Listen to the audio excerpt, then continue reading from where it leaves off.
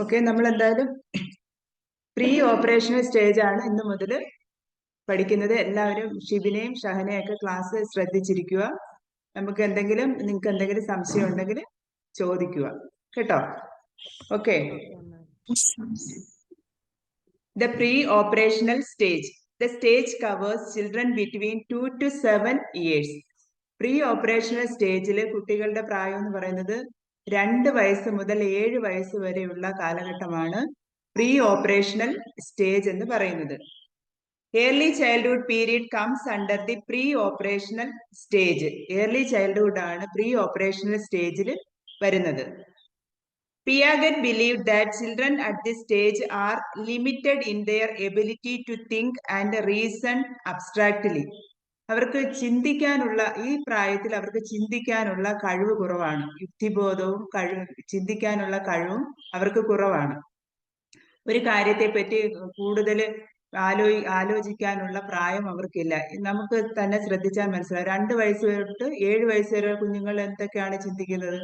അവർക്ക് അപ്പോഴപ്പോൾ കാണുന്ന കാര്യങ്ങളെ കുറിച്ച് മാത്രമാണ് ചിന്തയുള്ളത്. അവർ ഓരോ കാര്യങ്ങൾ വിശാലമായിട്ട് ഇങ്ങനെ ചിന്തിക്കാറില്ല. Children at this stage are egocentric, that is, they are self-centered. അവർ ഈഗോസെൻട്രിക് ആണ് എന്ന് വെച്ചാൽ അവർക്ക് സ്വന്തം കാര്യങ്ങൾ മാത്രം നോക്കാനേ അറിയാവുള്ളൂ. മറ്റുള്ളവരെ പറ്റി ചിന്തിക്കാനോ പ്രവർത്തിക്കാനോ അവർക്കറിയില്ല. അവർക്ക് അവരുടേതായ കാര്യങ്ങൾ, അവരുടേതായ താല്പര്യങ്ങൾ മാത്രം കറക്റ്റായിട്ട് നടന്നാൽ മതി. ആ ടൈമിലുള്ള കുട്ടികളെ നമ്മളൊന്ന് ശ്രദ്ധിച്ചാൽ മതി. അവർക്ക് അവരെ ചെറിയ ചെറിയ നിർബന്ധങ്ങളും വാശികളും അവര് വിചാരിക്കുന്ന കാര്യങ്ങൾ നടക്കണം, അങ്ങനെയുള്ള ചിന്താഗതികൾ മാത്രമേ അവർക്കുള്ളൂ. പക്ഷെ നമ്മൾ ഇവരുടെ ഓരോ രീതികൾ, അവരുടെ നിർബന്ധവും വാശിയൊക്കെ നമ്മൾ ആ ടൈമിൽ മാറ്റി കൊടുക്കണം.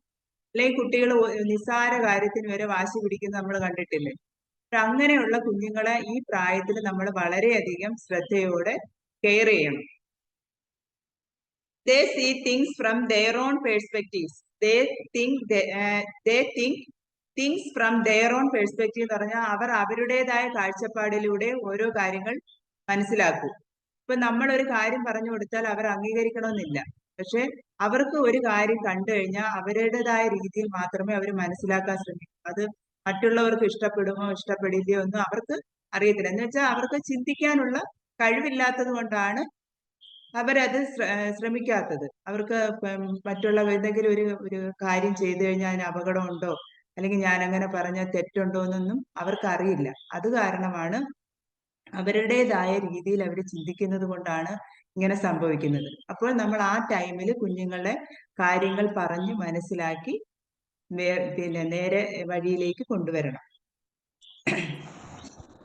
And have difficulty seeing things from the others' perspectives. They think what they do and think is right, and others also think on the same line.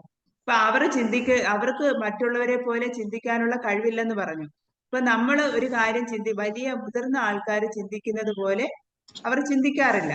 ഇപ്പൊ നമ്മൾ പറയും നിനക്ക് എന്താ അങ്ങനെ ചെയ്താലെന്ന് പറഞ്ഞു കഴിഞ്ഞാൽ അവരത് ശ്രദ്ധിക്കാറില്ല. കാരണം എന്ന് പറഞ്ഞാൽ അവർക്ക് വലിയ വലിയ കാര്യങ്ങളും അതുപോലെ തന്നെ അവർക്ക് ചെറിയ കാര്യങ്ങളെ വലുതാക്കി കാണാനും മാത്രമേ അവർക്ക് അറിയാവുള്ളൂ. വലിയ വലിയ കാര്യങ്ങൾ നമ്മൾ പറയത്തില്ല, കൊച്ചുവായിൽ വലിയ വർത്താനം പറയരുതെന്നൊക്കെ പറയുന്നത്. അവർക്ക് അതിനെപ്പറ്റി എന്താണ് സംസാരിക്കുന്നത്, ഇത് ഞാൻ സംസാരിച്ചുകൊണ്ട് എന്തെല്ലാം കുഴപ്പങ്ങൾ ഉണ്ടാകും, അല്ലെങ്കിൽ ഞാൻ എന്ത് നല്ല പ്രവൃത്തി ചെയ്തില്ലെങ്കിൽ എന്തെല്ലാം കുഴപ്പങ്ങൾ ഉണ്ടാകുമെന്ന് അവർക്കറിയില്ല.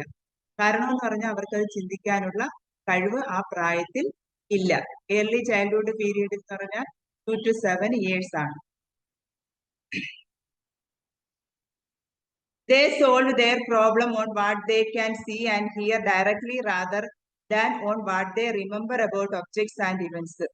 അതുപോലെ തന്നെ അവർ ഓരോ പ്രോബ്ലംസ് സോൾവ് ചെയ്യുന്നെന്ന് പറയുന്നത് what they can see and hear directly. അവരെന്താണോ കാണുകയും കേൾക്കുകയും ചെയ്യുന്നത് അതനുസരിച്ചാണ് അവർ പ്രോബ്ലംസ് സോൾവ് ചെയ്യുന്നത്. അല്ലാതെ ഓരോ കാര്യങ്ങൾ മനസ്സിലാക്കി അവർ പ്രോബ്ലംസ് സോൾവ് ചെയ്യാറില്ല. അത് മാത്രമല്ല, children cannot consider 2 dimensions of an object such as size, shape at the same time.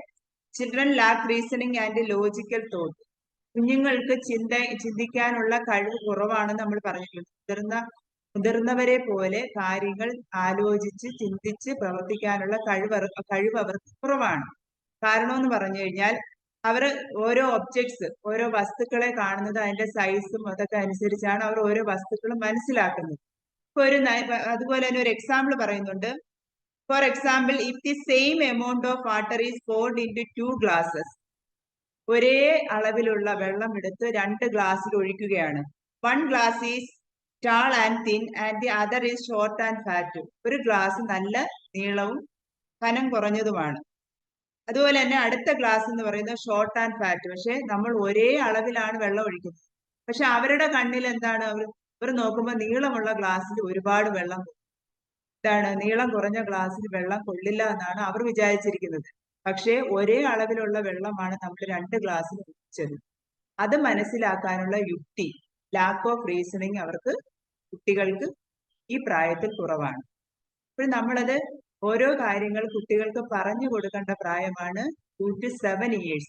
നല്ല കാര്യങ്ങളും ചീത്ത കാര്യങ്ങളും അതുപോലെ തന്നെ ഓരോ വസ്തുക്കളെ കുറിച്ച് മനസ്സിലാക്കാനായിട്ട് എല്ലാം കുട്ടികൾക്ക് പറഞ്ഞു കൊടുക്കാൻ പറ്റിയ പ്രായമാണ് ഈ പ്രീ ഓപ്പറേഷണൽ സ്റ്റേജ് അല്ലെങ്കിൽ ഏർലി ചൈൽഡ്ഹുഡ് എന്ന് പറയുന്നത്.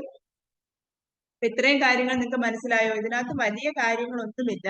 നമ്മൾ കുഞ്ഞുങ്ങൾക്ക് ഈ പ്രീ ഓപ്പറേഷണൽ സ്റ്റേജിലുള്ള ഏജ് മാത്രം പറയുന്നുണ്ട്, 2 to 7 years എന്ന് പറയുന്നുണ്ട്.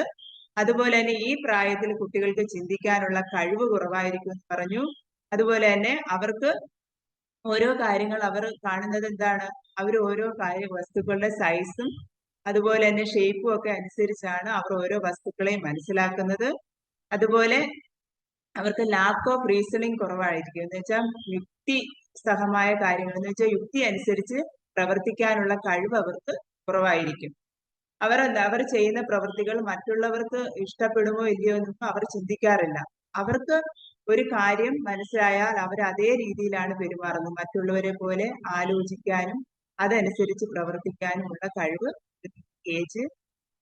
ഈ ഏജ് ഗ്രൂപ്പിലുള്ള കുട്ടികൾക്ക് ഇല്ല. ഇത്രയും കാര്യങ്ങളാണ് പറഞ്ഞത്. എല്ലാവർക്കും മനസ്സിലായോ? സൗന്ദര്യ, സൗന്ദര്യ ഞാൻ ഈ പറഞ്ഞ കാര്യങ്ങളൊന്ന് ചെറുതായിട്ടൊന്ന് പറഞ്ഞു. Okay ma'am, pre operational stage ആണ് നമ്മളിപ്പോൾ നോക്കുന്നത്. അത് ഒരു കുട്ടിയുടെ 2 to 7 years ഏജ് ഗ്രൂപ്പാണ് ആ സ്റ്റേജ് വരുന്നത്.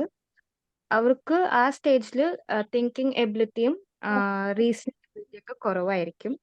ആ സമയത്ത് അവർ കുറച്ച് ഈഗോ സെൻട്രിക് ആയിരിക്കും. അവർക്ക് അവരുടെ കാര്യങ്ങൾ മാത്രമേ ഉള്ളൂ. നമ്മൾ പറയുന്ന കാര്യങ്ങൾ ബാക്കിയുള്ളവരുടെ സിറ്റുവേഷനിന് തിങ്ക് ചെയ്യാനും ലോജിക്കലായിട്ട് തിങ്ക് ചെയ്യാനുള്ള കേപ്പബിലിറ്റി ഒക്കെ കുറവായിരിക്കും.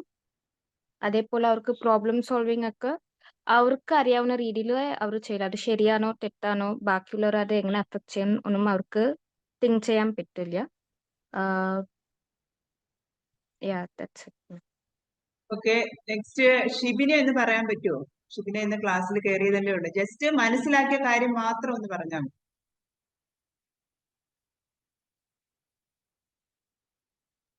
ഹലോ മാം, ഞാൻ പറഞ്ഞ കാര്യങ്ങൾ എങ്ങനെയാണ് ഷിബിനെ മനസ്സിലാക്കിയത് അതുപോലെ ഒന്ന് പറഞ്ഞാൽ മതി.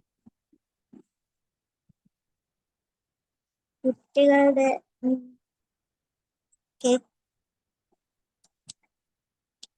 ഹലോ, റേഞ്ചിന്റെ പ്രശ്നമുണ്ടോ? വിട്ട് കേൾക്കുന്നു. ഷഹന ക്ലാസ്സിലുണ്ടോ? ഷഹന,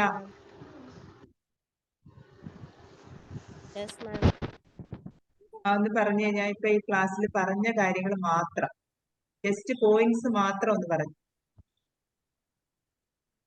ഈ ഒരു സ്റ്റേജ് എന്ന് പറയുന്നത് 2 to 7 ഇയേഴ്സിന്റെ ഇടയിലുള്ള. സൗണ്ട് കുറവാണ് കേട്ടോ, കുറച്ചുകൂടെ. മാം ഹലോ, പറഞ്ഞോളൂ.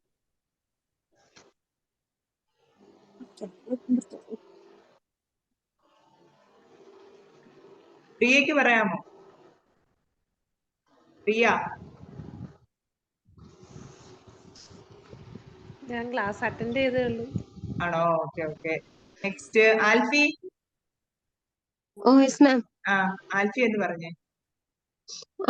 ഇത് പ്രീ ഓപ്പറേഷണൽ സ്റ്റേജ് ആണ്. ഇത് ഏർലിഹുഡ് സ്റ്റേജ് 2 to 7 years ആണ് വരുന്നത്. അപ്പൊ ഇതിൽ വന്ന് കൊച്ചു പിള്ളേരൊക്കെ എന്ന് തോന്നും തിങ്കിങ് പവറൊക്കെ ഓരോരോ ലിമിറ്റേഷൻ പുറത്താണ് തിങ്കിങ് പവറൊക്കെ ഉള്ളത്. അപ്പൊ അവരും ഏതെങ്കിലും ഒരു കാഴ്ചയെ കാണുമ്പോൾ അവർ അവരുടെ സ്വന്തം ഇതിലെ കാണുന്നത്, അവർ തിങ്ക് ചെയ്യുന്നതും അവർ കാണുന്നത് തന്നെ ശരിയാണ്, അങ്ങനത്തെ തിങ്കിങ് പവർ ഉള്ളതാണ്. അപ്പൊ എന്നിട്ടും അവർ ഓരോരോ സൈസും ഒരു ഓബ്ജക്റ്റും അങ്ങനത്തെ ഒരു ഷേപ്പിലനുസരിച്ചാണ് അവർ തിങ്ക് ചെയ്യുന്നത്, ചെയ്ത ആക്ടിവിറ്റീസ് ഒക്കെ അങ്ങനെയാണ്.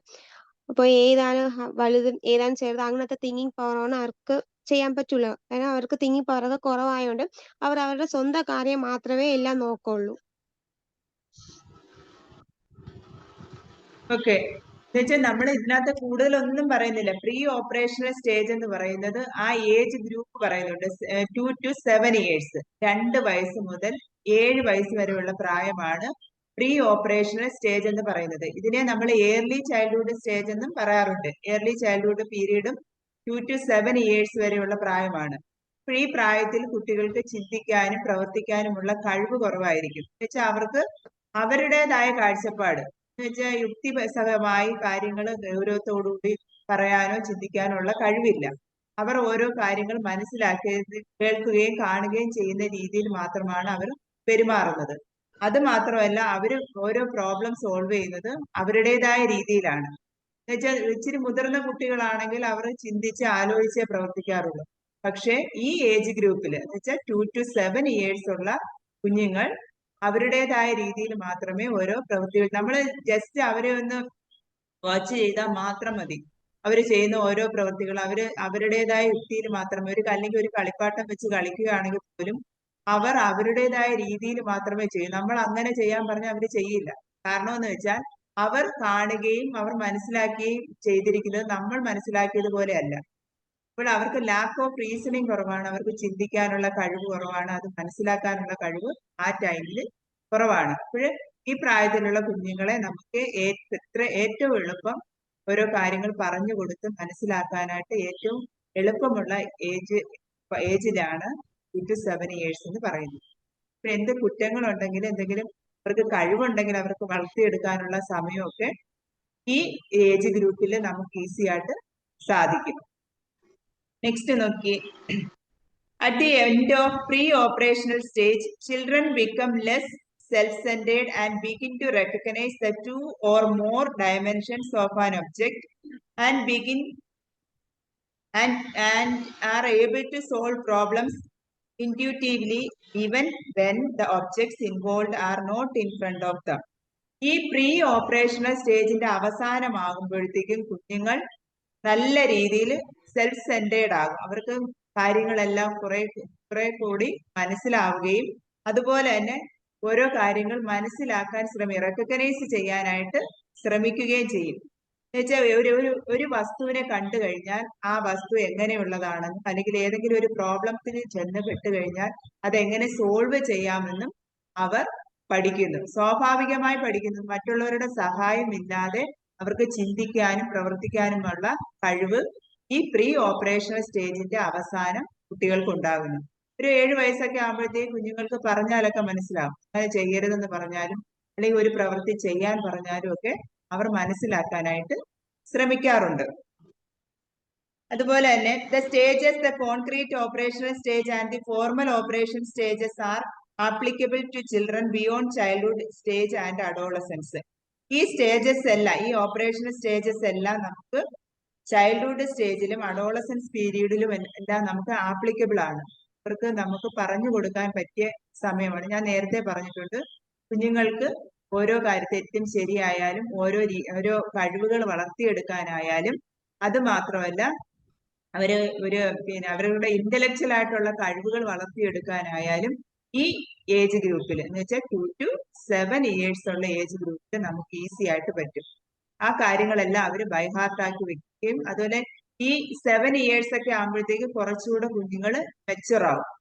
നല്ലതും ചീത്തയും അല്ലെങ്കിൽ നമ്മളിപ്പോ ഓടിക്കഴിഞ്ഞാൽ അറിഞ്ഞു വീഴും, അല്ലെങ്കിൽ ഓരോ കാര്യങ്ങൾ പറഞ്ഞു കൊടുത്താൽ അവർക്ക് മനസ്സിലാകുന്ന പ്രായമാണ് 7 years എന്ന് പറയുന്നത്. അപ്പോൾ നമുക്ക് ഓരോ കാര്യങ്ങൾ പറഞ്ഞ് മനസ്സിലാക്കി കുട്ടികളെ നല്ല രീതിയിൽ വളർത്താനായിട്ട് സാധിക്കും. മനസ്സിലായോ ഇത്രയും പറഞ്ഞത്?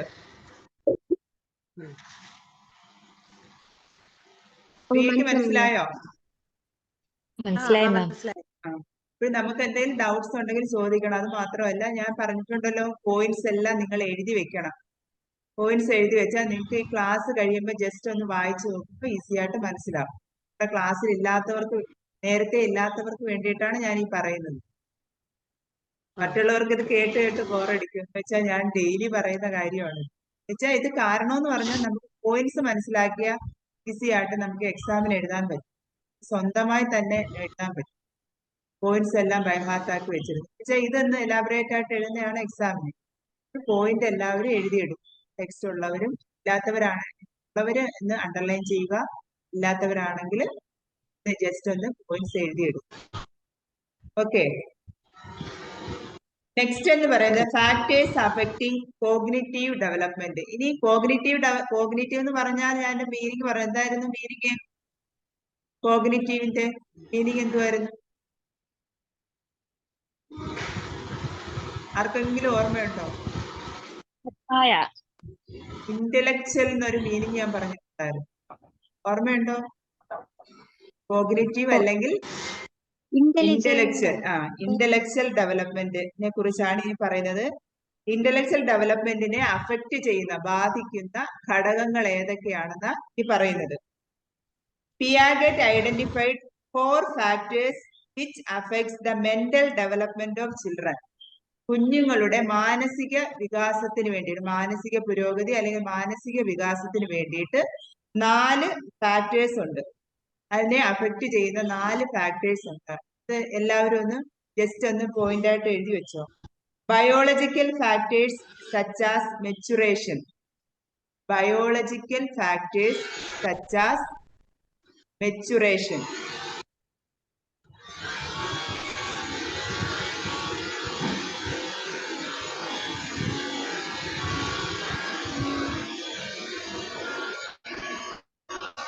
പോയിന്റ്സ് എന്ന് പറഞ്ഞാൽ ഫാക്ടേഴ്സ് അഫക്റ്റിംഗ് കോഗ്നിറ്റീവ് ഡെവലപ്മെന്റ് എന്ന ഒരു ഹെഡിങ് എഴുതിയിട്ട് പിയാഗറ്റ് identified 4 factors which affects the mental development of children. കുട്ടികളുടെ മാനസിക വളർച്ചയെ ബാധിക്കുന്ന 4 പ്രധാനപ്പെട്ട ഘടകങ്ങളുണ്ട്.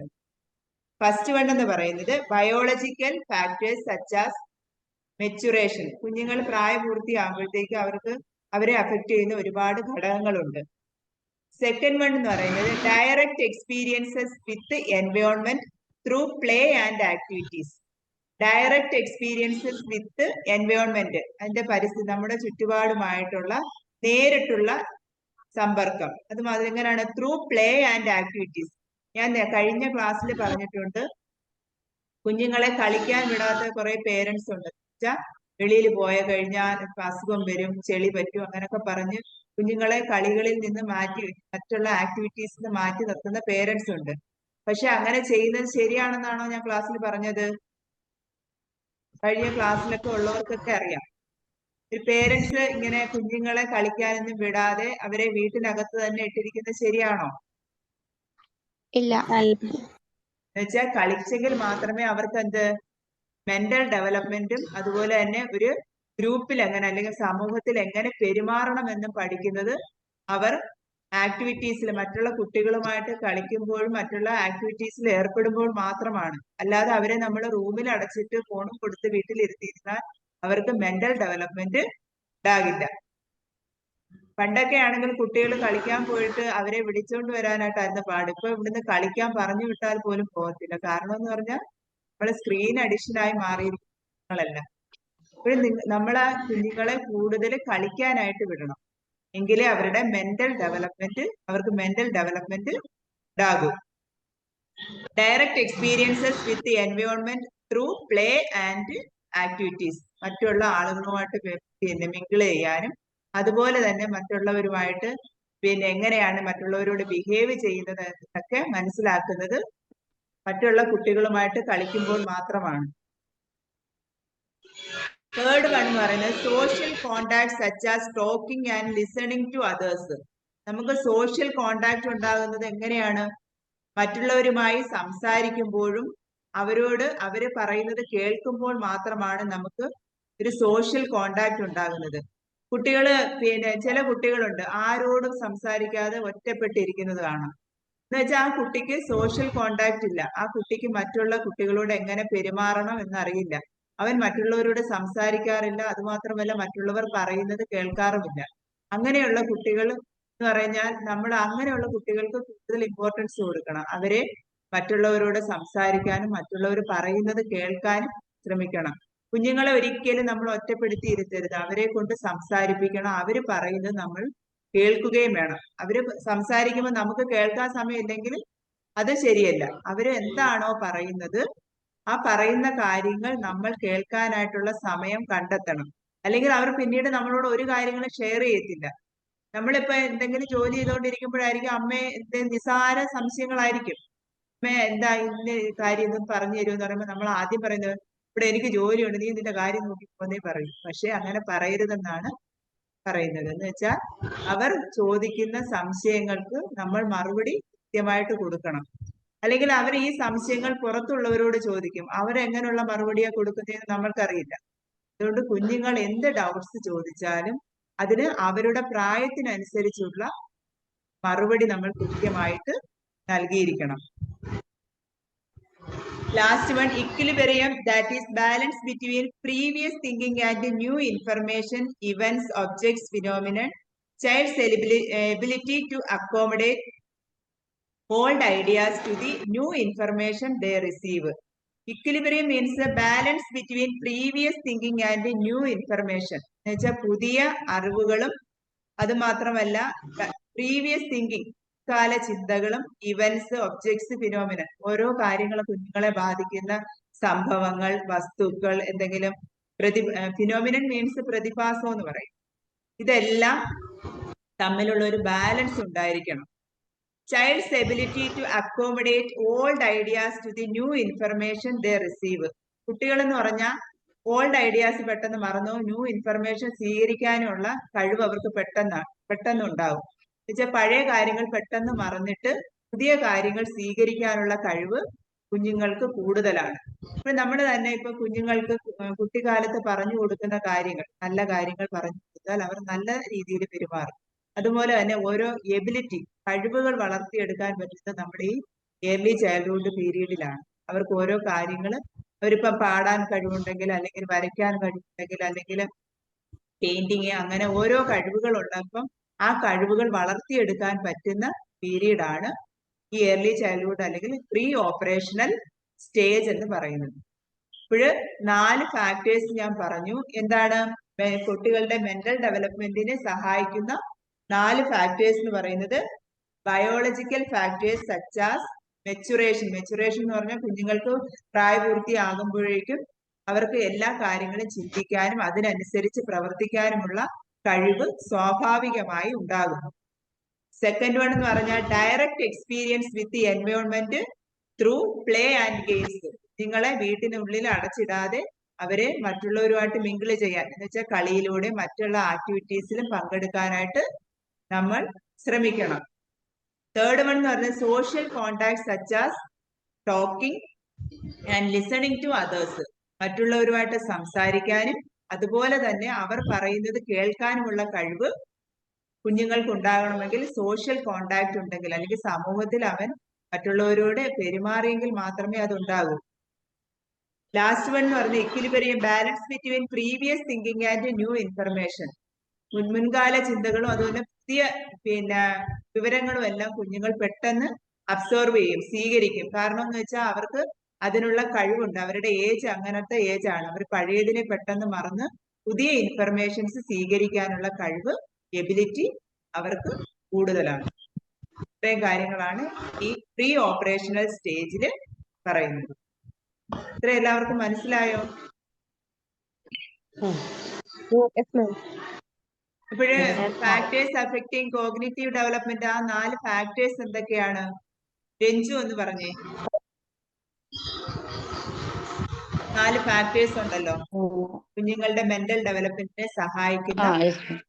പറഞ്ഞു. Biological factors such as maturation, direct experience with the environmental through play and activity, social contacts such as talking and listening. Then equilibrium. Balance between balance previous between thinking and previous thinking and new no information. information. Okay, അപ്പോഴ് ഈ pre operational stage നിങ്ങൾ അടുത്ത ക്ലാസ്സിൽ നല്ല രീതിയിൽ വായിച്ചുകൊണ്ട് വരുമ്പോൾ ഞാൻ question ചോദിക്കും.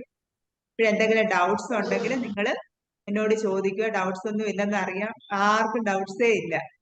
അതുകൊണ്ട് എല്ലാവരും പോയിന്റ്സ് എഴുതി വെച്ചിരിക്കുന്നവർക്ക് പിന്നെ എന്തെങ്കിലും ഡൗട്ട്സോ കാര്യങ്ങളോ ഉണ്ടെങ്കിൽ എന്നെ വിളിക്കാം. ഷിബിന, ഷഹന ഒക്കെ ഉണ്ടല്ലോ ക്ലാസ്സിൽ. Yes, ma'am. അപ്പോഴ് എന്തെങ്കിലും ഡൗട്ട്സ് ഉണ്ടെങ്കിൽ മിസ്സിനോട് ചോദിക്കാം. അതുപോലെ തന്നെ നിങ്ങൾ ക്ലാസ് നഷ്ടപ്പെട്ടെന്ന് വിചാരിക്കേണ്ട. ക്ലാസ്സുകളിലെല്ലാം കയറിയാൽ നമുക്ക് പിന്നെ നേരത്തെ പ്രീവിയസ് വീഡിയോസ് ഒക്കെ നിങ്ങൾക്ക് സെൻഡ് ചെയ്ത് തരും കേട്ടോ. ടെൻഷൻ ഒന്നും വേണ്ട. ഓക്കെ, അപ്പോഴ് ഇന്നത്തെ ക്ലാസ് നമുക്ക് വൈൻഡ് അപ്പ് ചെയ്യാം. നാളെ അടുത്ത ക്ലാസ്സിലേക്ക് പോകാം. Okay, thank you for all. Thank you, ma'am. Thank you, ma'am. Good night. Good Good night. night. Good night, ma'am. Good night, ma'am. Good night, ma'am.